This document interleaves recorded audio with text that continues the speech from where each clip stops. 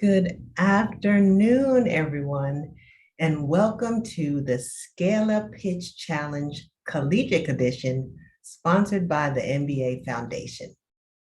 So the National Black MBA Association is committed to making an impactful and sustainable difference in the communities in which we serve through innovative programs such as the Scale-Up Pitch Challenge. We launched the original challenge in 2017. Entrepreneurship is one of the 5 core channels of our association because we recognize that it is a powerful vehicle for economic change and perhaps the greatest equalizer in wealth disparity. So the Scale-Up Pitch Challenge offers a unique opportunity for our members to make their big ideas even bigger by creating startups that are scalable and giving those concepts visibility to early stage investors and venture capitalists. Founders, I am so excited for you and your journey. Hopefully during this short process, you have been able to gel and provide support for one another, and we encourage you to continue that support as well as with our community at large. I do want you to recognize that you did not get here alone. What do I mean by that? You stand on the backs of those who came before you.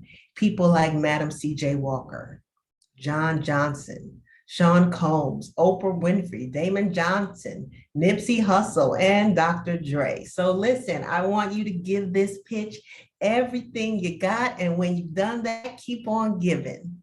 I would now like, and it is my very privilege to do so, to introduce Andre Folks of Startco, who has collaborated with us throughout this whole process, as well as with our entrepreneurial efforts.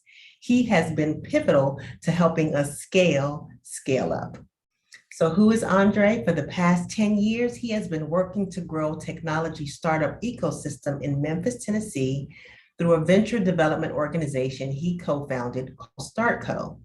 He leads the change to build and operate new programs and resources for the inclusion of minorities and women, students, and social organizations. Andre, thank you so much for joining us. You have the floor. Well, thanks, Paula, for that introduction. And it's great to see everybody here today. Really looking forward to hearing the pitches. It's really important that more and more people of color start businesses. In America, our rate of entrepreneurship isn't what it used to be, even going back before the pandemic. And the pandemic has even exposed the lack of creative talent even more. So the process that you're going through with your business is vitally important to the future success of our country. Looking at skills such as problem solving, critical thinking, information technology skills. So whether you go on to pursue your company and take that to great visionary state, or if you work for a corporation, a government, a nonprofit, you'll carry these skills forward with you. We at Startco are happy to be a part of this challenge and pitch competition today. And we look forward to hearing what you have to say and hopefully supporting beyond. I'm going to hand it off to Leanne Grabsky and our team with a couple of housekeeping notes before we all get started here today. Yeah, thank you so much. I know I'm just really excited to get started with the pitches, but we wanted to make sure that you as an audience member had a chance to give your feedback. Obviously, you can use the chat function, to send notes of encouragement, but we've also going to send out a Google form in the chat that you can reuse every time for each pitch to give your feedback to share with the founders. I think we all know that feedback is how we grow stronger and get better. So it's just an opportunity for you to give them your personal feedback that will be shared anonymously. It should only take a few minutes. You can use the form over and over. We'll send some reminders throughout, but it's just a really great way to support the founders in a little bit more of a personal way. So we're going to hit that. You'll see that in the chat button. So, and we'll send some reminders throughout. So I will turn it over to Paula, who I believe is going to introduce our the judges that we have here today. Yes, thank you, Andre and Leanne. So our panel of judges all have, of course, relevant experience within the startup space. First is Shelby Pereknick. He currently serves as the director of the Center for Entrepreneurship and Innovation at Christian Brothers University in Memphis, Tennessee. Previously, spent several years creating community and working with entrepreneurs at StartCo, with a background in communications, community organization, and supporting founders. Shelby builds lasting relationships and programs through innovative entrepreneurial efforts and also serves as a mentor and as a program manager. So welcome, Shelby. Next, we have Aisha Gant, Senior Counsel at Amazon, where she supports Amazon's cloud computing and infrastructure business. She is lead counsel for AWS's data centers operations team, where she is responsible for global legal strategy and operational compliance in more than 40 countries.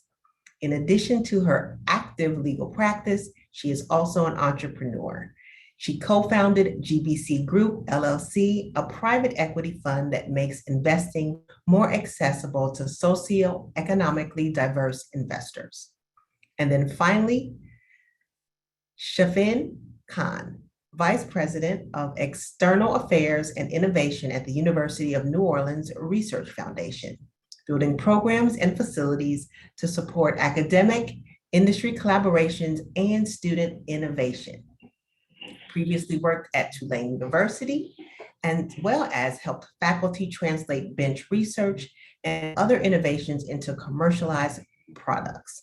During his 5-year tenure at the Bioinnovation Center, he helped life science startups create over 300 jobs and raise over $80 million in funding for their businesses in that time frame, many of which have continued to create jobs and raise additional funding. So now that you've met our judges, Leanne already told you, make sure that in that chat, you give your feedback, as well as provide some attaboys for our founders, just to keep that energy going. So without further ado, let's get to this first contestant, Justin Matthews with Utter Got Fun. You have the virtual floor. All right, thank you. I'm going to go ahead and present my screen.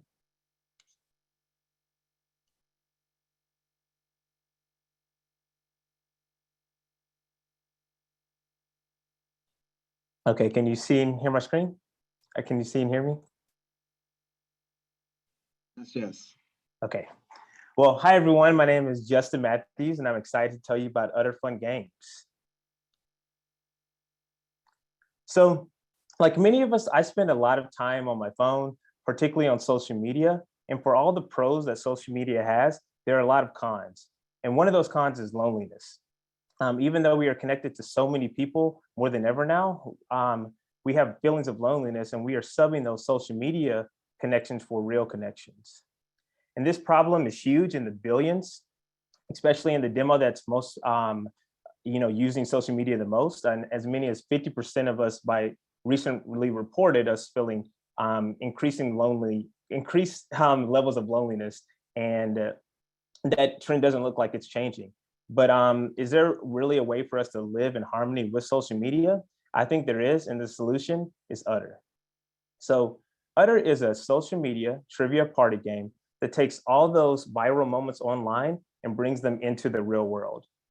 In the video example, that you see playing. It's me and my wife playing against Kanye and Elon Musk, and we're using our Twitter accounts where every post we're showing is really a story behind it. And now we're resurfacing those to let you laugh on the memories with friends or have icebreakers and learn more about new friends that you're playing with. And this is really given a unique way to make those real connections with people by making social media a group activity. And the benefits of Utter are it's viral by nature by pulling the most funny and interesting posts that you have. We have an unlimited question pool that we get to pull from, and we don't have to generate any of the content. And every game is personal and unique to you. And that is really our competitive edge. Above all the other casual party games that you could be playing, Utter is personal, and that is why we've been better than our competition.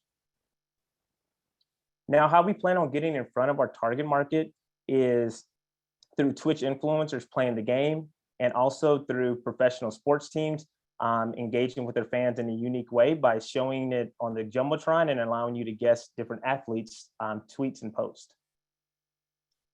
Now, how we plan to start making money is through licensing out the game to those sports teams, also through allowing upgrades of the game to add more permissions to your gameplay.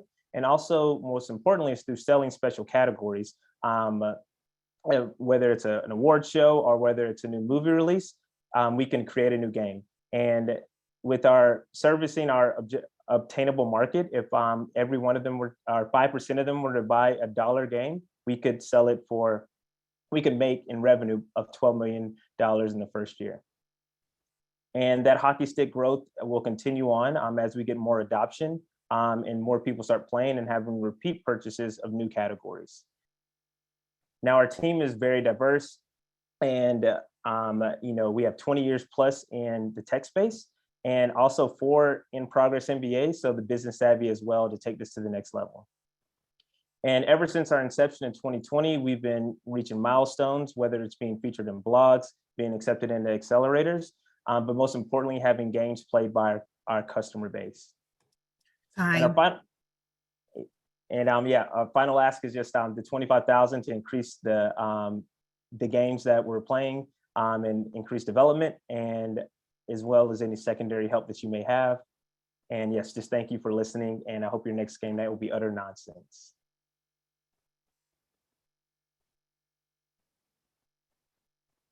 And I'd love to hear your questions if you have any.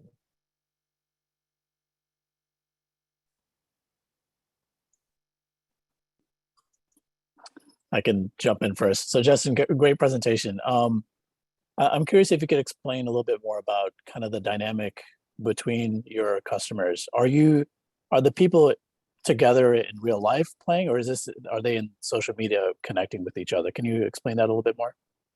Great question.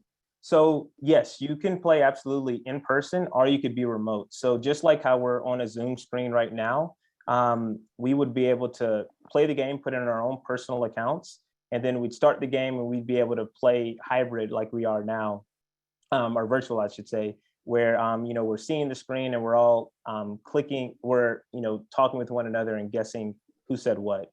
But you can also be in a room, and I've done it where we've thrown it up on a TV and mirrored it there, or just on our phones, because it is just a website, utter.fun, and anyone can get to it, and you can play it on all devices.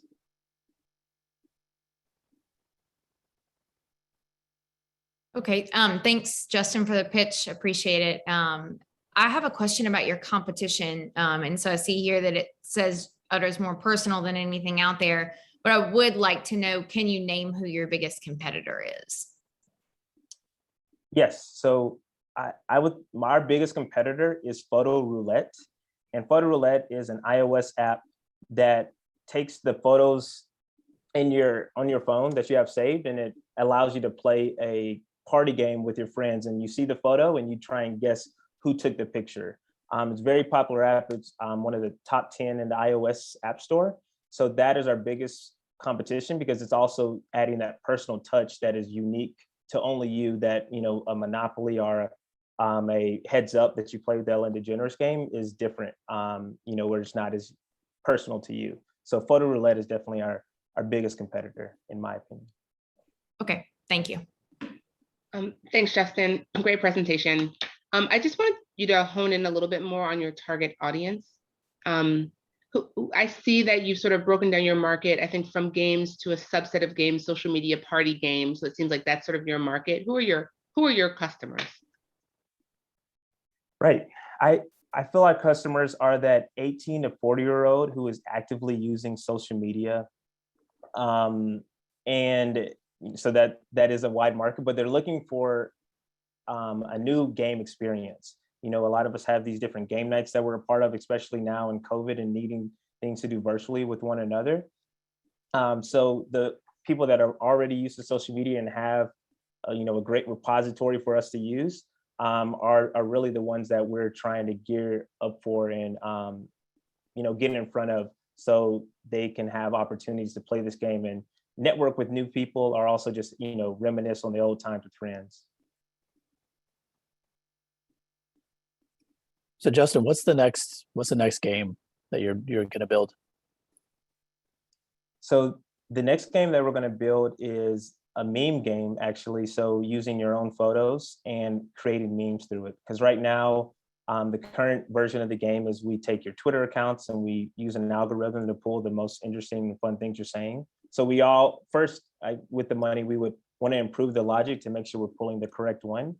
But then past that, we're hoping to have a suite of personal games that you can play on and use your different social media accounts or photos. And so the next game would be a meme game, creating captions with your own pictures. Awesome. Thank you, Justin, and thank you, judges. We are now out of time. We appreciate you. So next on the list is Olowokadede, also known as Kay, with Sewell. Give us what you got.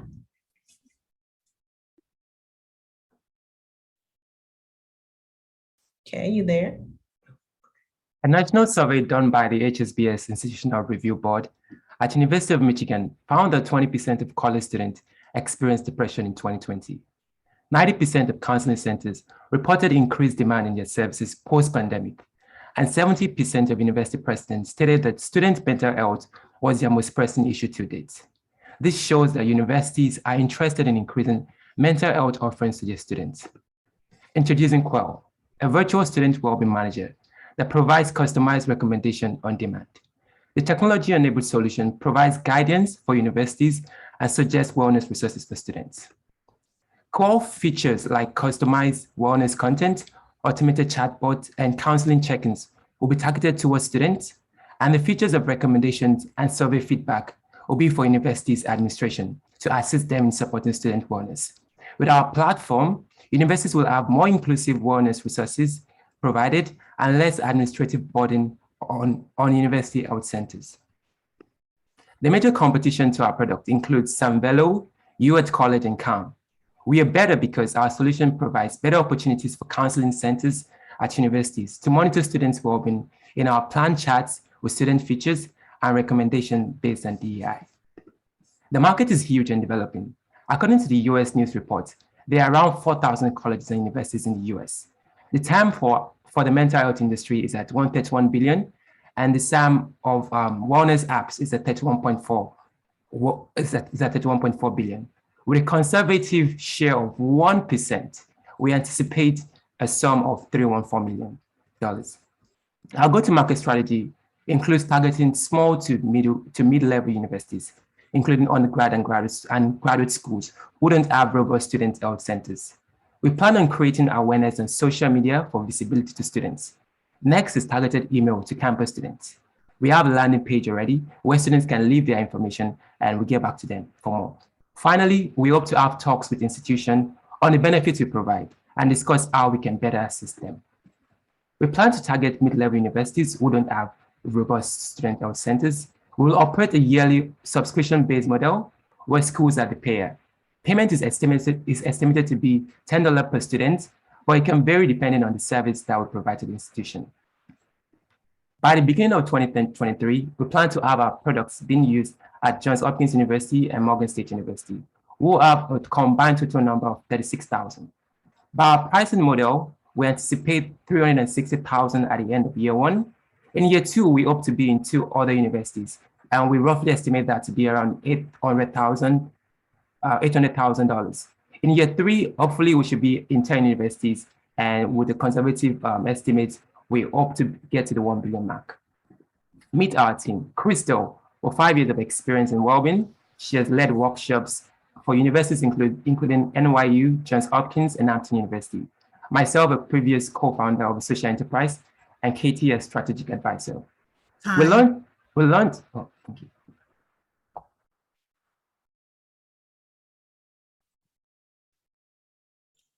Judges, questions? Hi, yeah, I have a question. So thanks for the pitch. This, is a little applicable to me because I'm at Christian Brothers University. So I guess one of my first questions is the $10 a year per student. That is on a yearly basis. You would charge that price? That is correct. Okay, so in my mind, I don't make a lot of purchasing decisions at the moment, but that is a little expensive even for a smaller school like us. So how are you going to have a university, deploy this for all students, or are they allowed to do it for just some students? Do you guys plan on controlling that?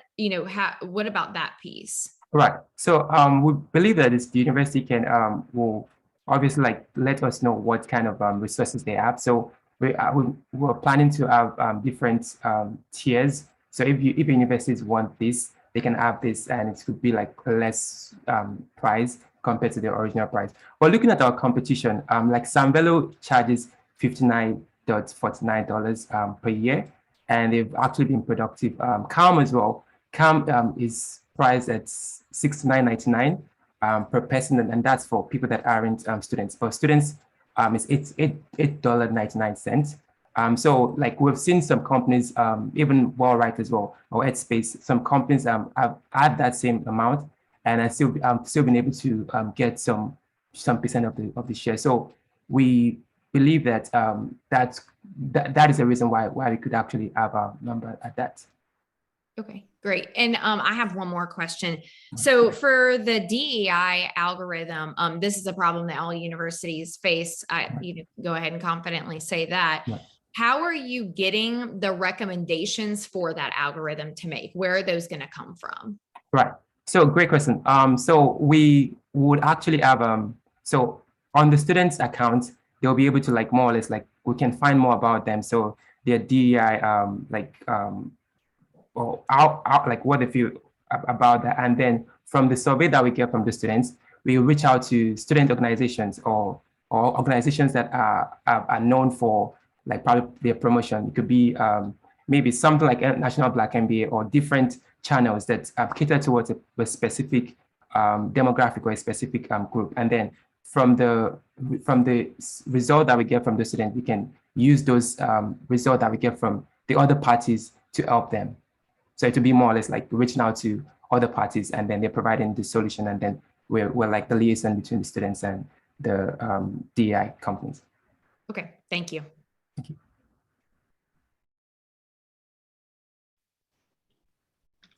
Great presentation. Thank you. Can you focus a little bit on the problem you're trying to solve? I think there's a really a macro problem. I want to make sure I understand the micro problem. Right. So after COVID-19 started, obviously, everyone knows about that, depression was actually on the rise, and so was pressure on institutional administration, as regards making sure that they were catering towards students' mental wellness, well-being, and from that, there was also a rise in how much cases there were. So with our solution, it's going to be a virtual student manager where it's a dashboard that's, instead of the university actually sending out emails, from that platform, they can actually reach out to more people. So it's more or less using technology to solve mental health issues. So your customer is the university. This is a tool for the university to use to assess the mental health, the mental well-being of their students. Right, to assess and also facilitate the help. Exact help, right. Okay, thanks for clarifying. Thank you. Okay, good presentation. Thank you. So I want to dig a little bit deeper in the question that just Aisha brought up. Right. So within the university, is this something that the counseling centers are leading? And if so, how are they currently managing these wellness issues? You know, what sort of costs are they incurring? What are they doing right now? Right, great question. We actually interviewed some counseling people at Johns Hopkins and Morgan State University, and we actually learned that they actually use things like Well Right to manage, but something that they found out was that it wasn't like targeted towards like the school like Johns Hopkins. For students that are African American or don't identify as majority, they don't have like much help as to get to their problem cases. So that was one of the feedback that we got that actually helped us come up with the DEI recommendation, because we saw that instead of actually just sending out just emails, mass email, because I've gotten that as well, because I go to Morgan to Hopkins, and instead of those don't help, but with our solution of these recommendations are targeted towards them, that could bring a difference. Awesome. Thank you, Kay. Thank you so much. And thank you, judges. Next up is Cynthia Conkio with Kanks Stores. Cynthia, you're up.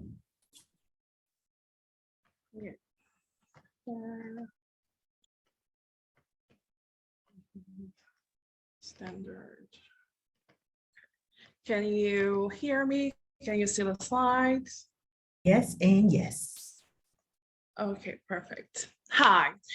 If I were to show you a picture of somebody eating rotten food, you'll all be shocked. But have you thought about the fact that your skin and your hair might be eating rotten food? I mean, what am I saying? Not even food, but just synthetic stuff. Think about it, because I know that we all pay attention to what we eat, but cosmetics is important because everybody here uses the shower gel and you use it every day. But do you truly know what's in it and the impact that it can have on your health? So I started formulating hair products 6 years ago at a time where I needed some natural products that will finally help me to embrace who I am. Because at that time, I was constantly wearing wigs simply because I didn't feel beautiful in my natural hair. And those beauty standards can have devastating consequences because nobody wants to have her scalp or skin burned. On top of that, we know now that a quarter of Afro-American women will develop fibroids, compared to 6% of Caucasian women, just because you find so many toxic ingredients in our cosmetics. And what's more shocking is that you will find more toxic ingredients in cosmetics geared towards Black people. And I'm not just talking about relaxers, but little stuff like deodorant, for instance. So I decided to use my background in biomedical sciences to formulate what I like to call food for your skin and your hair. So I got my PhD in Belgium and follow the European law regulating organic cosmetics. Because what you have to know is that the FDA doesn't regulate cosmetics in the States. So anybody can put anything on the market. So I formulate specific hair products for specific porosity type.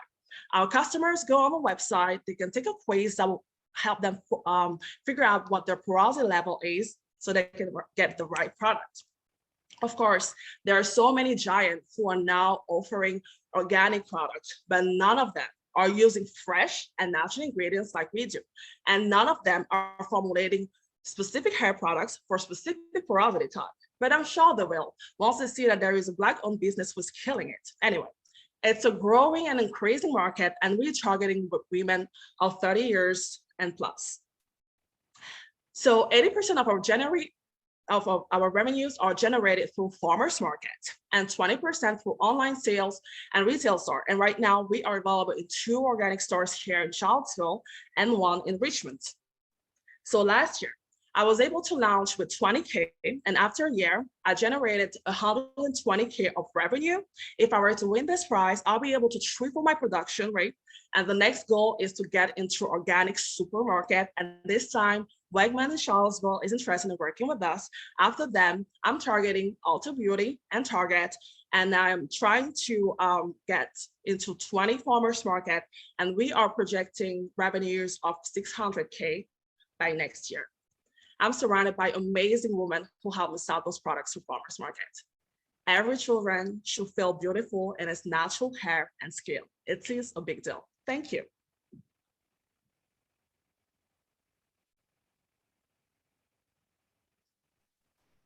I'm done. Any questions? Yeah, I'll jump right in there with the question for you. Thanks for a great presentation and all of the energy. A lot of big companies, you're right, they claim to be using natural products, but they don't. Why is that? And if you can talk a little bit about how long your products will last, whether Yeah, or it's a not great any question. lack of preservatives would Yes. diminish the quality, that'd be great. It's a great question. Yes, and you're totally right. The reason why they want to use natural products is because it decreases shelf life. When you use something fresh, like we do, like okra, for instance, or real aloe vera that is not processed, it will decrease the shelf life. So our products will actually last between 8 to 12 months. But at first I was afraid of that, but I managed to educate people and let them know that if you want some natural products, which are like food for your skin and your hair, it's not going to last 5 years. It's the same with natural food. You put it in the fridge, it will be good for 1 week or 2 weeks. And it's not a problem. People are actually really happy. It makes a huge difference. And I do use one preservative, it's benzyl alcohol. It's an organic and plant-derived preservative. So it allows the products to be safe between 8 to 12 months.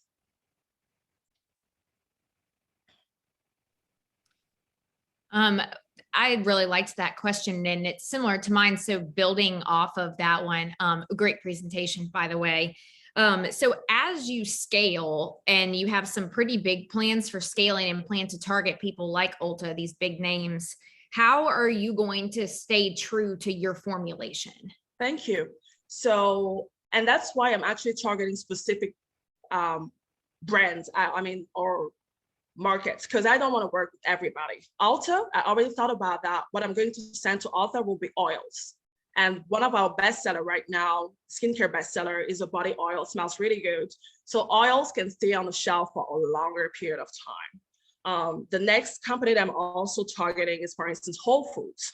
And I've already talked to them and I told them I'm local and I'm totally okay because we manufacture weekly. You can order in bulk, no problem, but I'll be shipping to you as you need, so that you're not going to take the products and let them sit on the shelf for a long period of time. And that's why we're already doing with the local markets, the local organic store in which we are right now.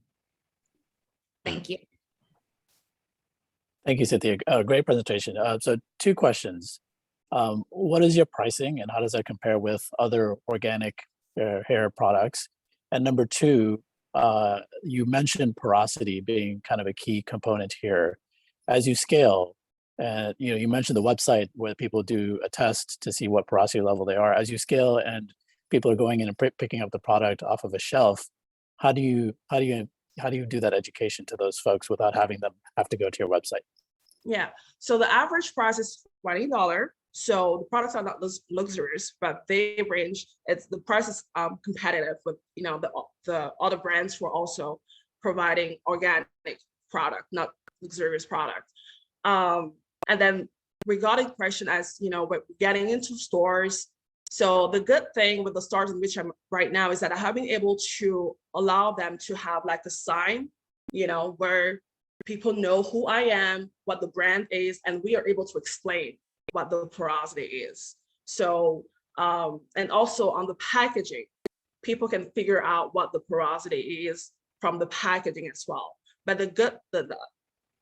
the ideal will be always to have that sign which says that we are local, it's food for your skin and your hair, we use real natural ingredients, and then in few words what the porosity is, because you can explain without even taking the quiz. And this is what we've been doing at the farmers market, just by asking the person, does your hair take time to get wet when you're under the shower? Does your hair take time to air dry after washing your hair? You can already figuring out what your porosity is. So we have that little scheme that explains what porosity is so people can choose the right product.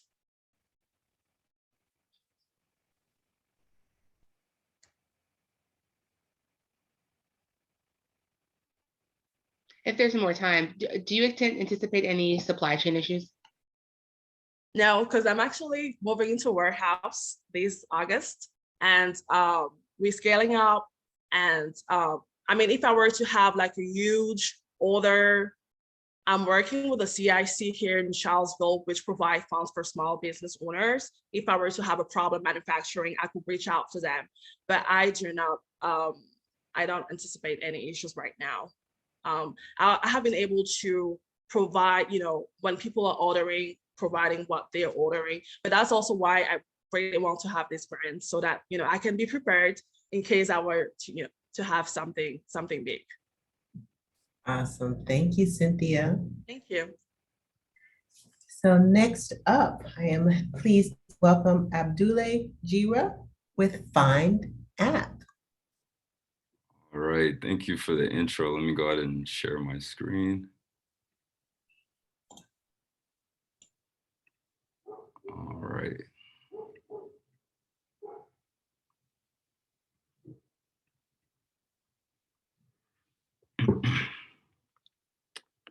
At some point in time, we've all had the frustrating experience of scrolling through different apps and websites for an activity or a place to go to enjoy ourselves. Hi, my name's Abdullah, and I'm the founder and CEO of Find. In my case, I was visiting my relatives in Paris for the summer, and every day I would go into the city and discover hole-in-the-wall locations and unique experiences that they who've lived there for decades didn't even know about. I had no way of showing them my experience and having them go to the same location. That was the birth of Find. Find is a mobile app platform where through the use of pictures, videos, comments, and ratings, we can all share our best one-of-a-kind locations, what we like to call hidden gems. The way it works is when you arrive at a gem, favorite it. Take pictures and videos of the inside and outside so someone else can know what it was like. Then arrange the content the way you see fit. Type in the location name, comment on it saying whatever you like most about the experience. Rate, then post. This gem will get shown not only to your friends, but any user in the Find community near that gem. When you discover a gem on Find, tap on the address and be on your way to the same location. The digital advertising market was about $441 billion in 2021, according to Forbes, and that's expected to grow to $786 billion by 2026. We plan to have a serviceable, obtainable market of $800 million plus by 2032. Our business model is simple. We plan to shine a light on these hole-in-the-wall locations not many people know about through sponsorship space on our platform. Our other revenue stream will be sharing analytics with businesses so they too can improve their revenue model. Our direct competitors at the moment are Yelp and Foursquare. What sets us apart from them is the quality of our content. Our users are also able to have full control of the platform and interactively share with each other places they truly want to go to. Our entry into the market are college students between the ages of 18 and 25. We plan to address our market through the use of influencers, Greek life and ambassadors at colleges, incentives for new users, and promotions at local businesses. Find was created in August 2019. August 2020, we launched our mobile app. March 2022, we were accepted into Georgia State University's Main Street Accelerator program. To date, we have more than 1,000 users on the platform, more than 2,400 followers on social media organically, more than 800 gems have been posted, and a feature from Voyage ATL magazine. Our team is comprised of myself, who soon to have his master's in information systems from Georgia State University, and my co-founder and CCO, Aristotle Pierre, who has a Bachelor of Arts from LaGrange College. We're looking to win the $25,000 grand prize from the National Black MBA Association, with 60% of that money devoted towards updating our MVP and 40% of that money towards our marketing efforts. This will allow us to hit key milestones for our next round of funding. What are you waiting for? Discover your next hidden gem on Find. Thank you.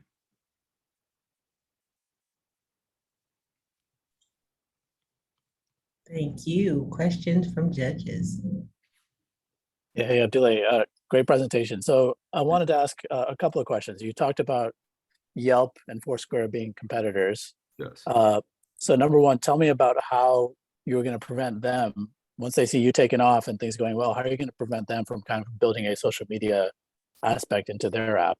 And then number two, you mentioned you have some users already on your platform. Can you tell us a little bit about engagement, how active they are? Tell us a little about that story as well. Yeah, so I'll start with the first question. So as far as Yelp and Foursquare, so we're planning on entering the market first on this spin on what it means to be a location-based service, right? So by the time that they want to replicate us, we'll already have our users, friends, and communities on our platform, right? So for example, if somebody were to make a copycat Instagram, you're not going to use that because all your friends are already on Instagram, right? And also the wealth of data that we're planning on accumulating will allow us to have a competitive advantage by that point. And kind of to your second question, as far as what the user engagement is looking like so far, there's, like I said, been 800 posts. So when you make a gem or a post on our platform, there's a lot of engagement in the sense that you have to physically go to the location and then take pictures, take videos, and then give your honest opinion to share with everybody else in the community. So not only are they people seeing these places, but they're actually, physically setting foot inside these establishments to make a post. Okay, and just a quick follow-up. So of those 800 posts, are those all unique locations? And if so, has that driven people who are on your app to then go to those locations? Are you tracking any of that data? Yes, absolutely. So of the 800 gems, most of them have been unique. The great thing about our platform is that everybody's going to have a different experience at the same place, right? So you and I, for example, if you take Atlanta, you and I may go to Pond City Market, and I took pictures and videos of the inside and the outside, right? But I saw it from a certain viewpoint. Now you can go to the same location, but your group of friends did something completely different than we did. And you guys had a completely different experience than we did. So all those posts for that one particular spot will allow somebody who hasn't gone there yet to see the different ways that they can have a good time there, right? Two questions for you about this. Great presentation, interesting product. What's your strategy for increasing engagement? Obviously, that's the key and the heart of what builds productivity here. What's your strategy around that? Yeah, so we plan to have, like I said, there's a lot of Greek life. That's where a lot of social media platforms took off, right? Whether it's Snapchat or Tinder or whatever, college campuses are the easiest entry point into that market. So we plan to not only use the fraternity and sororities at colleges and universities, but also having ambassadors, the regular students. And we already have relationships with some of those Greek life. And then also there's been a host of influencers within the city that are making foodie apps, or foodie pages, or they're showing the next, hiking spot to go to. They have their own community that then we're kind of segueing into our community to help our platform grow. Yeah, I would just caution you not to think big about that, and not be too hyper local. I could see this being something that's super useful in one place. And then how do you make sure it's not just an Atlanta app, that it's something that has permanence everywhere? Yeah, The last question I have for you really quickly was about monetizing. I know a lot of people know how social media monetizes, so you don't need to explain that. Yeah. But what are your different verticals for which you expect to gain the most income? Yeah, absolutely. I want to go back to that previous question just really quick. So we've had posts from DC, we've had posts from California. The whole point of the platform is to be a national and then eventually global scale, right? So there's a reason why we didn't call it like Atlanta Find or something. This is meant to be a national thing, right? So as far as the fraternities, they're all around the nation. So that's just going to make it easier to get those communities of people in there. As far as your second question about the monetization, so sponsorship space, we're planning on charging 30 cents per click, right? So Atlanta alone, in the Metro Atlanta area, there's about 12,000 restaurants, and about 9% of that is about 1,000 restaurants. So us earning $300 from those 1,000 restaurants will be $300,000 in 1 month, and then 3.6 million in a year. And that's just, one of our categories in one particular city. So obviously we want to expand that nationally and then eventually globally. And then we also have our second revenue stream, which is our analytics. And from that, we can have different use cases so that businesses can not only know who's going into their store, but then also how to attract them into their store. Awesome. Thank you. I have a question as well, but I'm going to drop it in the chat for the interest of time. So if you don't mind answering it, I'll put it in there. Absolutely. Thank you so much. I know that the time goes really quickly when you're asking questions. Next up is Sheffy Robinson with Shamrock. Sheffy.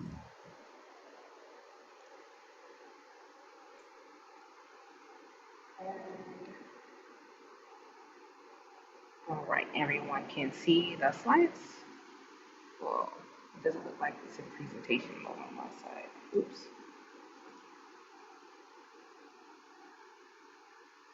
All right, can everyone hear me? Yes. Okay, great. Hello, my name is Sheffy Robinson, and I'm the CEO and CTO of Shamrock. Today, we'll be talking about workforce development for the future of work. But first, I have a few questions. Were you prepared to enter your career when you graduated from high school? How about college? Well, my son wasn't, and as a concerned parent, I made sure his high school journey included an engineering academy, joining a local robotics club to learn 3D modeling, and petitioning the school board to add a calculus class so he'd be successful as a mechanical engineer. The result, Trevor obtained an internship with the U.S. Army Corps of Engineers as a senior in high school. So this problem goes a little bit deeper. The education industry gap is so vast that 70% of students are not prepared to enter the workforce, even at the college level. 78% of hiring managers are struggling with talent pipelines due to the skills gap, and diversity, equity, and inclusion efforts are much more challenging without consistent and intentional hiring practices. So what if Trevor's experience could be applied at scale to align student talent with business needs? I am a software engineer, clinical sociologist, and second-time founder, and I rally professionals with decades of experience across edtech, industrial organizational psychology, sociology, and human resources to create Shamrock, a matchmaking platform that helps businesses connect with vetted high school students for internship opportunities. We do this by helping students explore potential careers that meet their goals for their future, train in those career paths to gain knowledge and certifications in high-growth industries, prepare students for the workforce with soft skills, resume assistance, mock interviews, and career counseling, and then manage the engagement of businesses with students in project-based internships for short-term staffing needs. This connection of businesses to students helps to create a top talent network for early career recruiting. We can save businesses 4 years and over $250,000 per candidate by upskilling talent sooner. Our target market is small to medium businesses in the United States, representing $152 billion. Our business model is transaction fees from projects at 8%, with students being paid as much as $30 per hour. Monetizing data in the future will allow us to use predictive analytics for real-time feasibility studies for monitoring talent changes and business needs that makes us a great future acquisition in HR. Our go-to-market strategy includes deploying platforms to districts and schools at no cost to grow our user base quickly. For businesses, we engage them through chambers of commerce, professional organizations, economic and workforce development agencies, and SaaS platform partnerships. Our competitive advantage is that we not only connect businesses to students, we train and vet the students based on an immediate short-term and long-term hiring needs.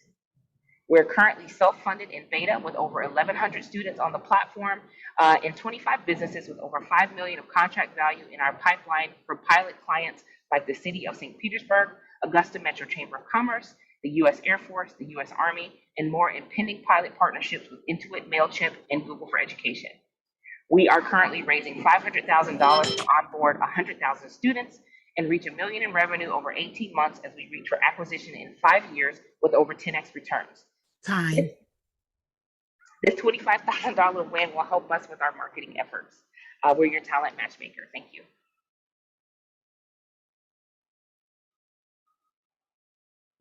Thank you so much for that great presentation. So one of my questions is, enterprise software is such a crowded space and you've got good traction. I kind of wanted to know a little bit more about like the channels you use currently to set yourself apart and really how you're different in your sales process.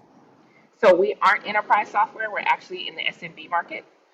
We can apply in the enterprise space, which what we've seen in the enterprise space so far is that there's no one targeting internships in this way. Internships are literally managed on a spreadsheet, even at the enterprise level. So we're targeting SMBs because they have the most need as far as they're usually using freelancers already. And for us, it's like, okay, instead of hiring a freelancer to do this work, Maybe we can trim down your scope because we actually provide the scope for the businesses. We trim down their scope a bit and then let a high school student do that so they can gain experience while the business still gets the valuable work product. Awesome. Thank you. Great answer. Thank you. Sheffy, great presentation. So tell me a little bit more about the vetting and the training process. It sounds like that's something you do internally. Yes. Tell me how you currently do that, and as you scale, how is your team going to scale to handle the large number of students, large number of companies, and all those logistics? Sure. So the platform itself starts with an interest-based assessment, and then students are then given a list of about 25 different careers that we think fit their interest. That is all facilitated by our machine learning models. Then we give them nudges into the content, learning management system, where we have, right now we have about 65, but we're about to increase that to about 200 different courses where they can take. So think about a Udemy, but it's completely free with all the information students need to become certified in MailChimp, Google, Asana, and all of these different platforms that businesses are asking for help with. So it's not anything, it's a heavy lift on us as far as training is concerned, because all of the material is there and available for them, and our system kind of pushes them through that process. We do have what we call our community success managers, that if a student is actually on a project with a business and needs some additional assistance, we can find additional resources for them, but that's more in a customer success realm. So as we scale, we won't necessarily need additional hands to handle that at all. So the 200 courses you mentioned, are those created by Shamrock, or those external courses that you've incorporated? They're both. We have some that we've created internally from our own professionals. We have others that we have sourced. We have a bulk of them that are coming directly from the platforms that we train students on. So we're in the process of offering Azure certification. All of that material comes directly from Microsoft.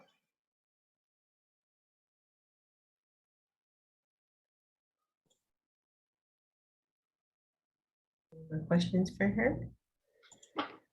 Getting off of mute there.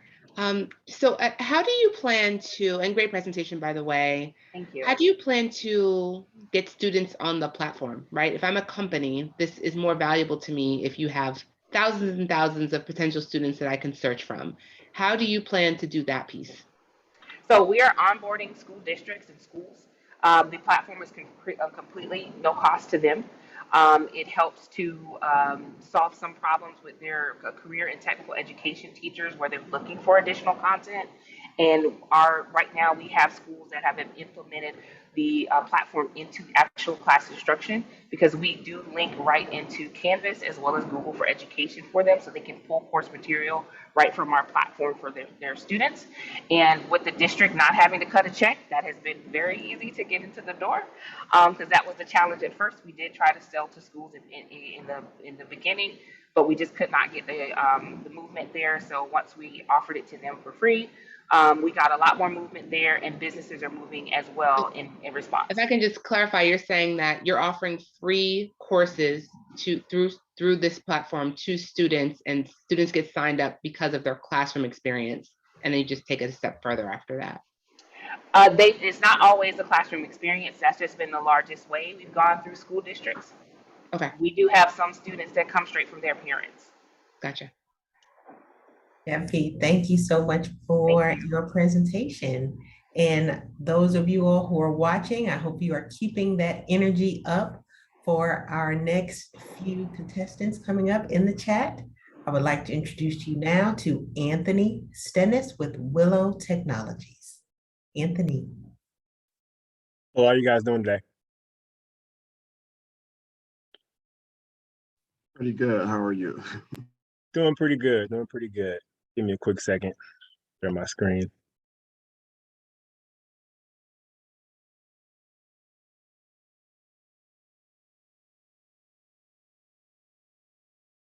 Okay. The trucking industry is vital to the viability of the U.S. economy. In 2020 alone, U.S. trucks moved over 10 billion tons of freight, accounting for 73% of all freight moved in North America. In fact, if trucks were to stop moving for just 3 days, our economy would grind to a halt. Since the 90s, there have been plenty of innovations to improve the trucking industry. However, there haven't been that many innovations for a company to assess an accident and gather accident data. On average, 500,000 trucking accidents occur each year, affecting an $800 billion a year market. Hi, my name is Anthony, the founder and CEO of Willow, and we're changing the way the trucking industry handles accidents. This is how it works. Whenever a driver's in an accident, they'll log onto the Willow app and click on the accident button. From here, they'll answer a series of questions gathering critical information about the accident. Once the driver is finished, the company will then receive the accident report. The driver will then be prompted to take pictures of the accident scene, and those photos will return back to the company in real time. From here, the driver's job is finished, and the company has all the information that they need to begin their investigation. Willow provides a mobile accident reporting solution that enables drivers to perform quality inspections in a cost-effective manner. When companies choose Willow, they get the benefit of having access to first-class tools to guide them through any accident that they may encounter. When compared to our competition, we're the only company to offer real-time driver-to-company communication and automated equipment inspections via drones. Willow is focused on building a relationship with the Federal Motor Carrier Safety Administration via a high-priority grant that they offer to companies looking to improve safety. This would enable Willow to enter the market with backing from the same entity that regulates the trucking industry. In addition, Willow will also be rolling out Willow Yard, an autonomous drone system that will conduct inspections on trailers while they're in the yard. Willow's business model is extremely scalable and adaptable to trucking companies of any size. Once our system is perfected, our business model could yield us over $100 million by year 5. Our team consists of myself and my co-founder. Both of us have backgrounds in business and technology. Since completing our app design phase, we've established an LLC. We are working with the law firm to secure our trademark, and we have secured 2 trucking companies for product testing. We are seeking $250,000 to wrap up our development phase and begin market testing. Now, who's ready to hit the road with Willow? For we believe that your safety is our priority. Thanks, Anthony. Good job. Thank One you. question I have is that this is a slow industry to disrupt, which I'm sure that you know that. So how are you targeting and selling into and convincing, this industry to adopt your solution? Great question. So like I said in the the Federal Motor Carrier Safety Association, they do offer grants and funding to new companies that are looking to improve the trucking industry. You are correct. The trucking industry is slow to disrupt, but it isn't slow to get in and create new technologies that are going to make the trucking industry safer. Great. Thank you. So just one quick question, then a follow-on question. Do you already have a grant, or you're applying for a grant from We're applying for a grant. So there are a few additional stages and things that we have to meet before we are able to qualify for that grant. Yeah. So I guess I found myself I want to make sure I understand who your customer really is here. Is it the insurance company? Is it the trucking company? And then I want to get a little more information about like what type of company you are. Like, are you a drone company? Because the drone thing, I want to reconcile the drone versus what the app is and how those things work together. Right. So we are targeting trucking companies. So 95% of the total trucking market is comprised of trucking companies that own 7 trucks or less. So we're targeting small trucking companies. A small trucking company necessarily doesn't have all the equipment and technologies that, let's say, a mega carrier has. So this sort of bridges that gap between them and a mega carrier. And then also, you had a second question? We can save that if we have additional time. Okay, all right.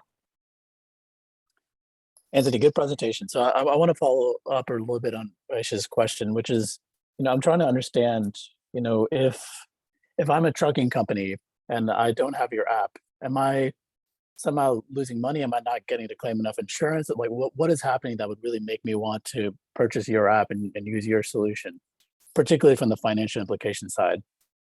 First of all, great question. And yes, you are losing money. If a trucking company isn't safe, they don't have a good safety record, then they're not going to be able to stay in the market and make money.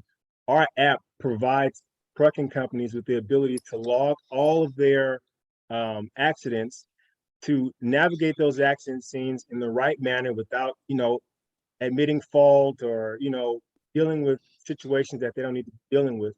In addition, they can also log their inspections, which is important to, let's say, the Federal Motor Carrier Safety Administration, that grades trucking companies on their inspections, on the quality of their inspections.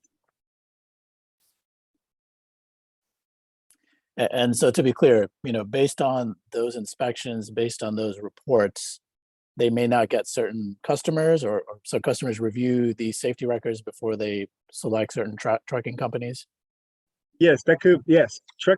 So customers do review the safety records, but to operate in this country as a trucking company, you have to have a good safety record, and that's monitored by the government. If you don't have a good safety record, they will come in and they'll shut your trucking company.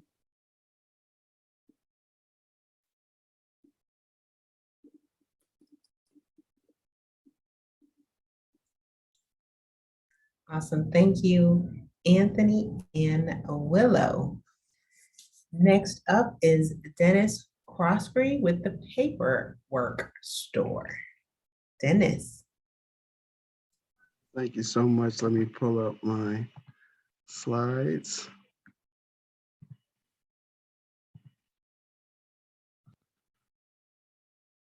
Okay. Hi, I'm Reverend Rondell Hope. I'm pastor of Area Born United Methodist Church, but also I'm chairman of the board for the Pittsburgh Neighborhood Resident Leadership Team. We thank Brother Dennis so much with the Paperwork Store for helping us to secure. This is the first grant that the leadership team has gotten for $15,000. He has done great work and been on top of everything. And we strongly encourage you that if you need someone to help as a grant writer, he is indeed the man. Hello, everybody. My name is Dennis with the Paperwork Store, and I want to tell you a little bit about myself. I'm working on my MBA at Howard University, and we'll finish next spring. So I want to tell you about the Paperwork Store. Started because I had a landscaping business, and my business partner was doing the cutting, and I was doing the contracts, and he called me Mr. Paperwork. And so everybody would come to me for paperwork over the years, and they always couldn't afford to pay me the top dollars. If I told somebody $1,500 for a business plan, they always wanted a payment arrangement to break it down. So we know that the challenge is that people want to be self-employed. The pandemic taught us anything is that you need to have a second source of income, right? And the industry for administrative services is huge, 58 billion in the United States. And the segment that we're targeting is 121 million in annual sales. And our target market is men and women over 35 years old, between 35 and 70, who are the leading entrepreneurs in the market, the most growth. So our model is to offer a subscription service for individual personal assistants, business assistant, your grant writing, as you heard Reverend Hope share about.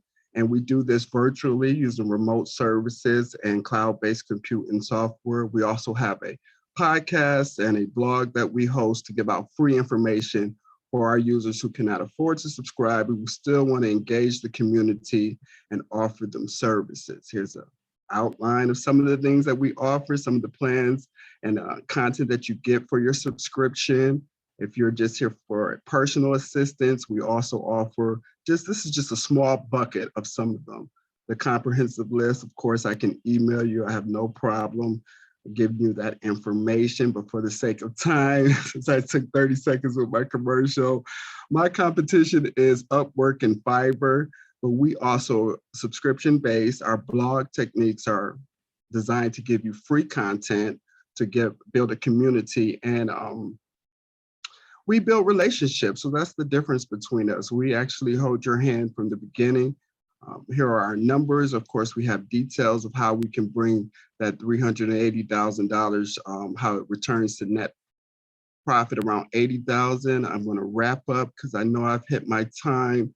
Here is my team. Yolanda, she do graphics, is my branding specialist, and Kent, he's a software engineer in corporate America. I have a board of advisors, and I'm looking to expand my board of advisors. With this win, we're hoping to be able to launch our podcast so we can start giving content to the people. And I haven't heard a timer, but we're really looking for mentorship. And I will let the final slide rest here and take questions.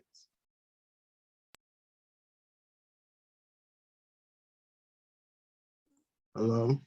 So Dennis, thank you for the presentation. It may be me, but I was having a little bit of a hard time reading your slides. But I did want to understand a little bit more about who is your kind of ideal target customer? Well, my target customer is really actually women over 35 years old, between 35 and 70 years old, who are high educated and high dollar earners, over 70,000 a year with disposable income. Their children are either in middle school or high school, and they're ready either to start a side hustle or a business of their own. Also, as you can see, nonprofits, small nonprofits, churches as well.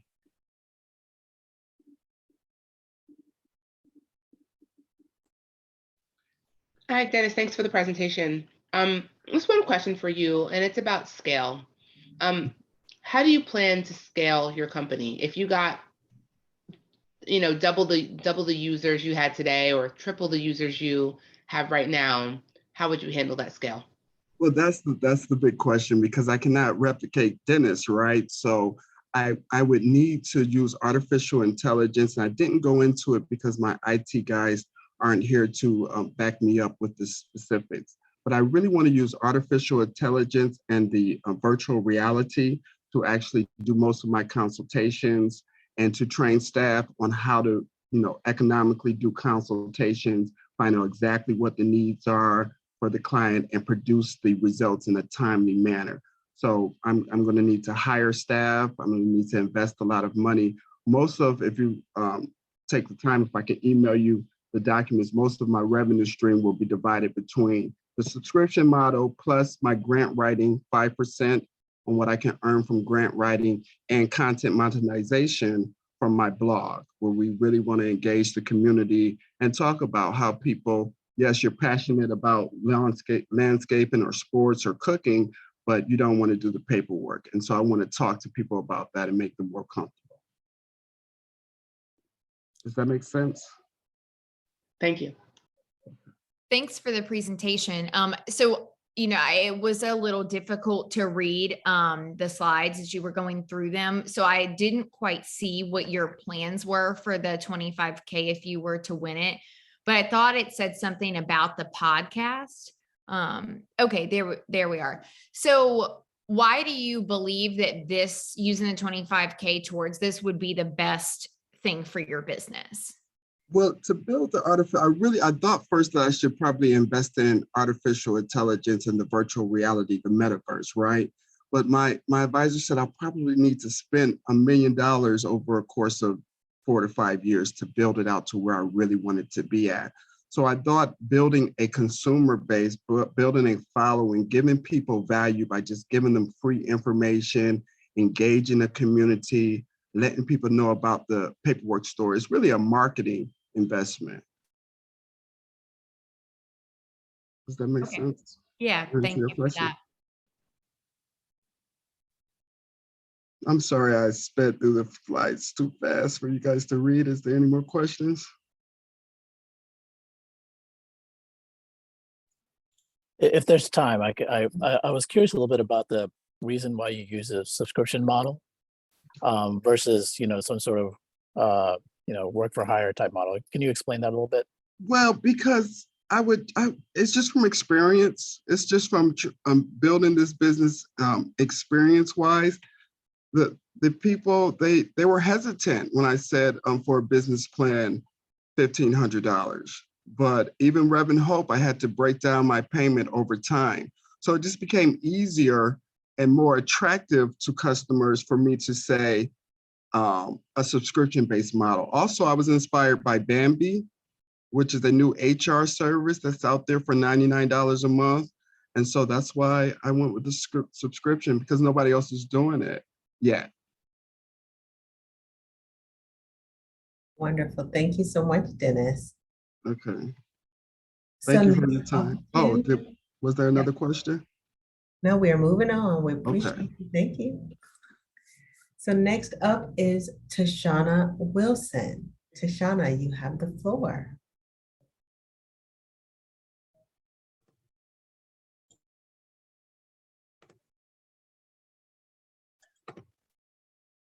Okay. Good afternoon, everyone. This is Task, and we are extremely focused on competing against the old way of doing things by scheduling meetings faster. The way we work has dramatically changed overnight. It's always been hard to schedule a meeting, especially from the fact that it can take over 30 minutes to schedule one meeting.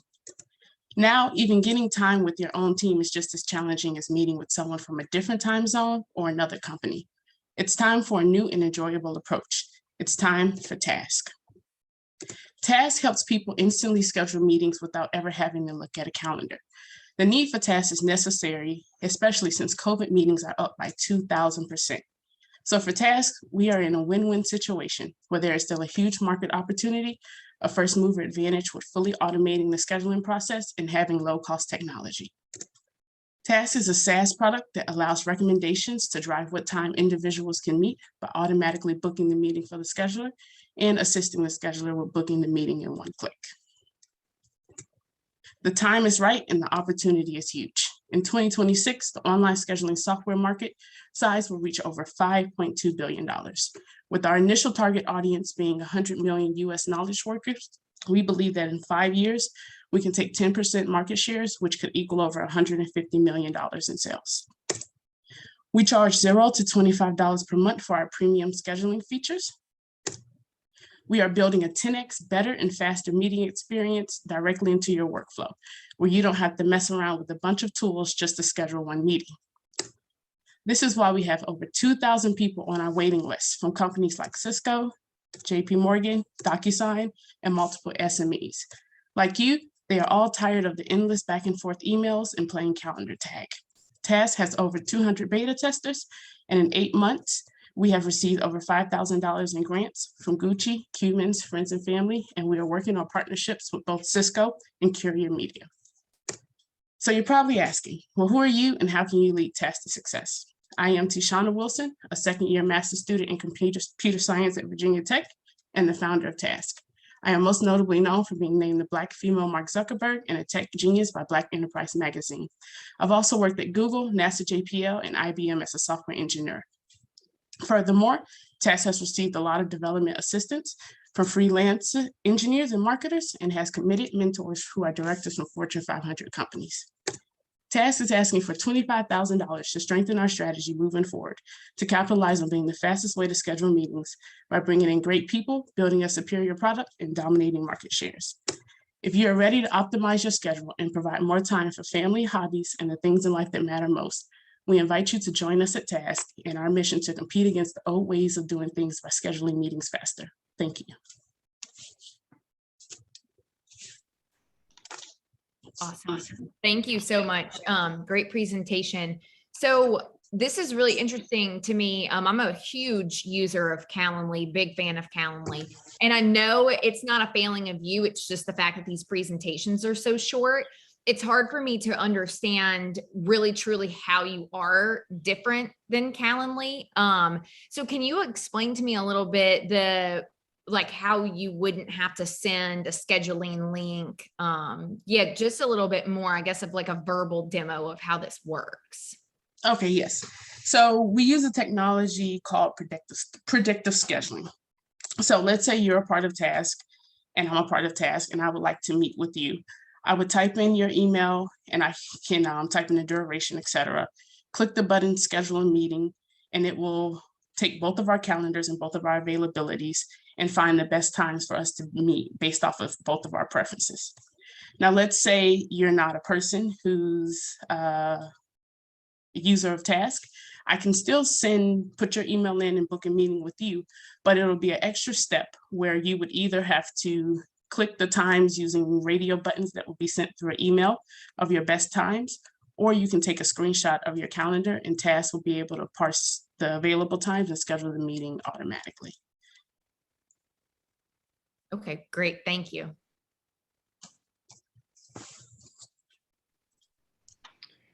Thanks for the presentation.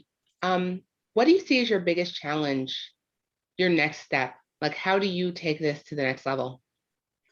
Yes, I would say my biggest challenge is marketing.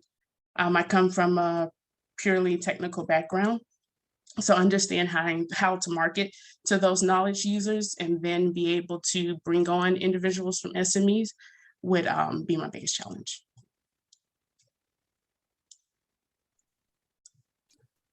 Tashana, thank you for the presentation. So 2 questions. So you mentioned a predictive scheduling technology. Is that something you guys developed in-house? And if so, is there any sort of intellectual property protection around that? And then number 2, you mentioned that you have 200 beta users. Can you tell us a little bit about their engagement, how often they're using, how many meetings they've set as well? Yes. So the predictive scheduling is built in-house, and we're working on trying to get it patent pending. And the users, we have about 50 small to medium enterprises working on the platform, and the rest are regular like knowledge users. And they're actually, I have about 80% of the beta users using Task on a daily, and I'm working with the other 20% to figure out how to make Task more enjoyable for them. And so right now they're looking for key features that will remind them of when their meeting is being set, and also being able to include Zoom meeting, Google Hangouts, and Microsoft Teams when they're booking the meeting. And what is your strategy when it comes to, let's say, the 4 of us, Shelby and Aisha, you and I want to join a meeting. You and I are on Task, but Shelby and Aisha are not. What is your strategy in terms of converting Shelby and Aisha into customers of Task?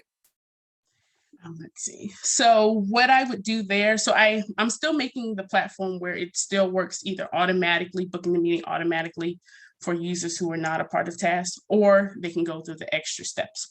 So for example, with you and I being a part of Task, it would find our best available times, send it to Shelby and Aisha, and they could say, okay, and they both could vote on each time. And then if we get 2 votes for one time, they'll choose that time, or they would be able to upload their screenshot of the calendar, and then Task could find the availability and choose from there. And so it still gives them the option to work with the automation or work with a self-scheduler.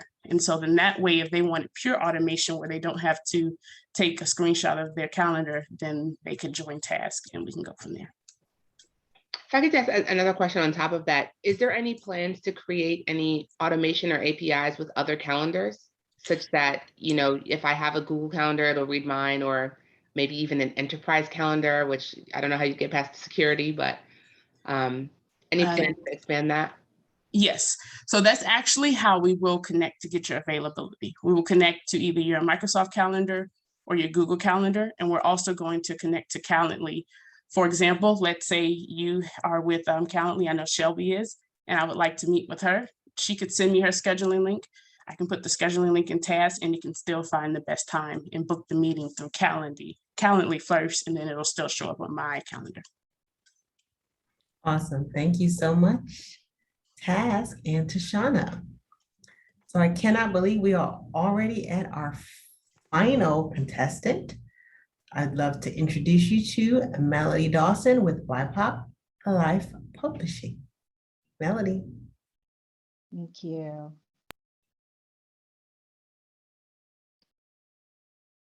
No sound. All right.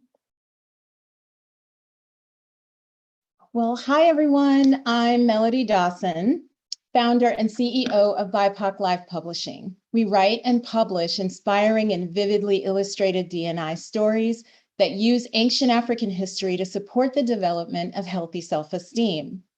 My motivation for this work is because our children are in crisis. Negative stereotypes, prolonged lack of self-esteem, and feelings of disconnection from their history is a major cause of depression. It's a clinical state being called derailment, and the crisis is getting worse. Since the start of the pandemic, hospitals have seen more mental health emergencies among children, more suicides among girls, and depression in the BIPOC community has tripled. More than 50% of the population in the US will be BIPOC by 2045. Therefore, it's critical to reinforce and protect children's confidence and their self-esteem. Our solution is to positively influence their self-esteem through inspiring books. Research indicates that benefits of self-esteem and confidence can help children to experience less fear, anxiety, and depression. It increases motivation, resilience, and it gives them hope. Our plan is to sell direct online using Amazon Print on Demand for hardcover and ebooks. Our first book will be $16. To launch, we have $6,800 upfront cost, $600 ongoing per month, leaving a contribution margin of $550 per book. In year one, we operate at a loss of $13K. In year two, we just about break even, and in year three, we end at a $30K profit. My team consists of myself and my brilliant illustrator, Lakeem Wilson, and my genius videographer, Hans Flurmont, who are subcontractors. Our first illustrated book of a series is entitled Nappy or Not. It's about a little girl who, after a hair crisis and learning about a comedic queen named T, embraces her beauty. And she realizes she's beautiful no matter how she styles her hair. It inspires all children to see and love themselves. Here's a clip showing the book coming to life.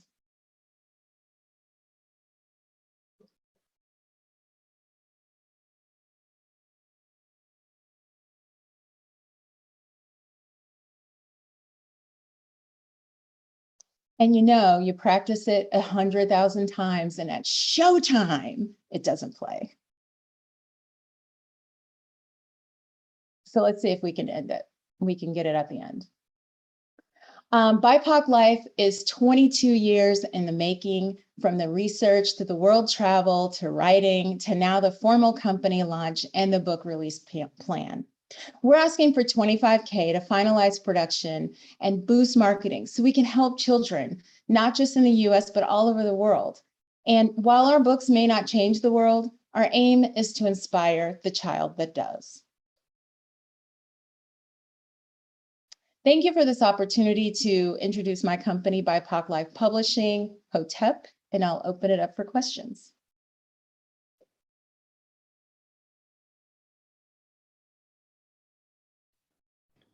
Hi, Melody. If I have extra time, I will play the video if we get it to run. Hi, Melody. Thanks for the presentation. My first question for you is just how many people do you plan to impact, right? Like you get this launch, what does that scale of impact look like to you? Yeah, that's a really good question. The market size, I've looked at different ways to cut my customer base in terms of the buyer, who are the adults of the children they want to impact. Is it by population of children? So I need a little help from an advisor team to really hone in on what that target looks like. From an addressable market, children's books publishing is 2.6 billion. Online publishing is about 30% of that, so about 0.8 billion. And then, of course, if we're going to really look at the niche market space for this, it's going to be less than that. But that's something I definitely need help with because I have a dual customer set. But that said, I want the books in Portuguese, in Spanish, in French, so that we can expand outside of the US into other languages and countries around the world. So it will be very large. Thank you for the presentation. I actually want to use my time for a question to see if you can get the video to play. Sure, it looks like it's ready to go here. Let's see.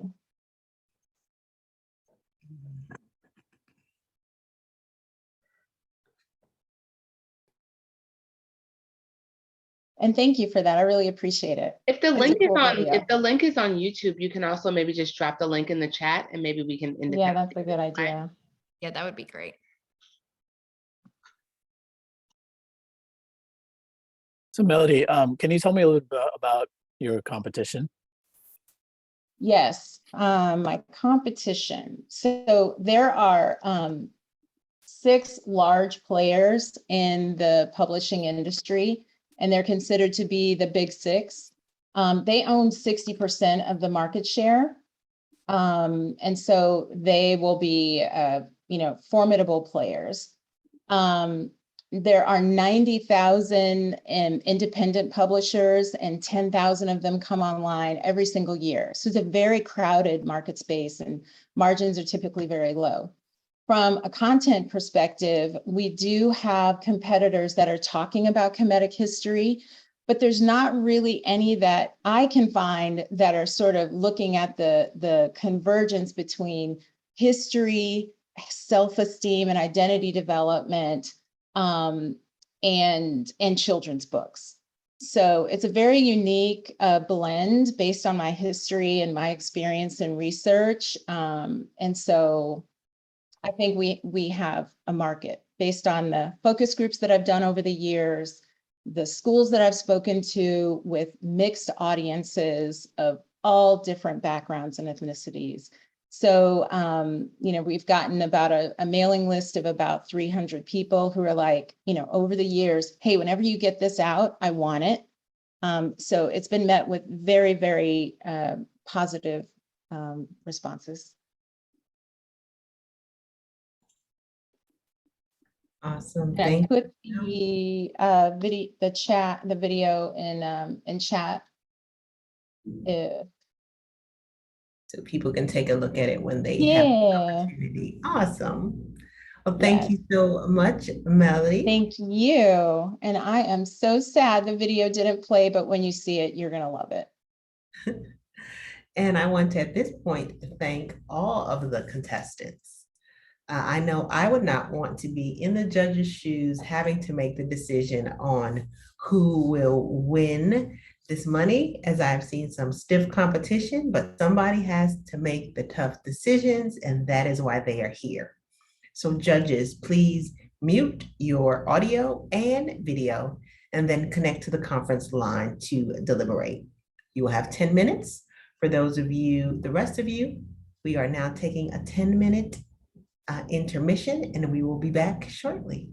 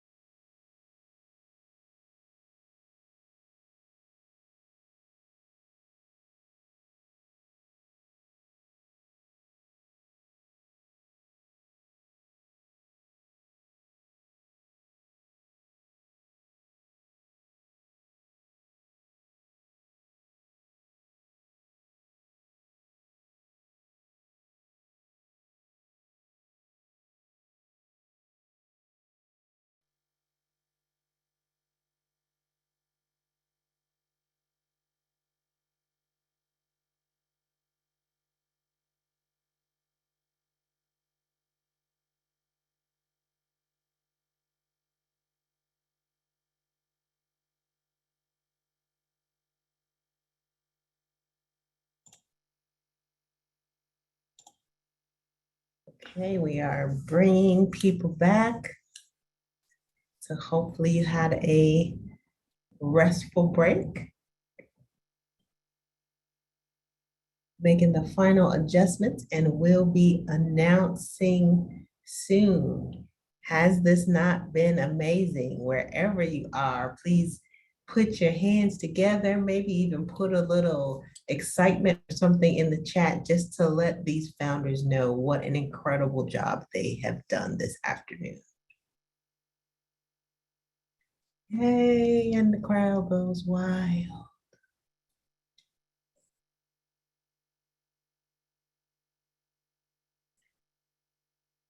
Awesome. I'm waiting on the final confirmation from the production team before I make the announcements, not to keep you all on pins and needles.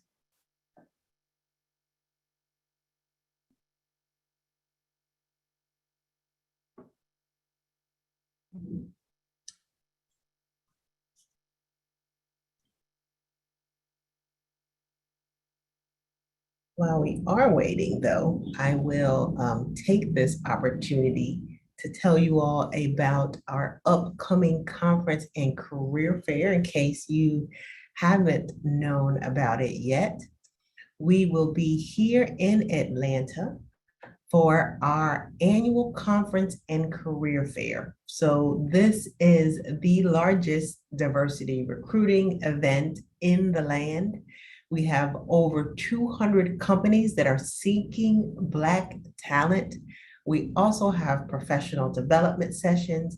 It will take place September 27th through October 1st. So our programming will begin on Wednesday, September 27th with our Leadership Institute. It's a separate ticket item, typically for people who have been identified as ready to make it to that next level, except only need that one additional thing to get them over the hump for their career. So again, Leadership Institute will be on Wednesday. For those of you who are seeking job opportunities, our career fair will open on the Thursday, in addition to all of our general learning content. This year we made a change, whereas if you have a standard pass, you will get access to all the incredible content with the exception of the meal functions. And so you do not want to delay. Our registration will open on Tuesday. So be sure to register for our annual conference and career fair. Our regular Scale-Up Pitch Challenge finals will take place on that Friday of conference 13th. So we definitely hope to see you there, as well as for the whole experience. So I believe we are about ready to announce. Are you all ready? So in third place, with prize money of $10,000, Shamrock. Shamrock. Come off mute. Let me hear the excitement. Let me see. Thank you so much. I appreciate it so much. Awesome, so well deserving, absolutely. So in second place, with prize of $15,000, Find app. Oh, this is amazing. Thank you. Thank you. Thank you. Yes, thank you. Thank you so much. And last, but of course that means first, with prize of $25,000, Task. Thank you. Of course. So again, that is third Shamrock, second Find, and first Task. Thank you all and congratulations to the winners. Great job, everyone. And thank you all for joining us and for your attention for our very first ever collegiate edition of our Scale-Up Pitch Challenge. I hope you have an incredible rest of your afternoon, and we will see you again real soon.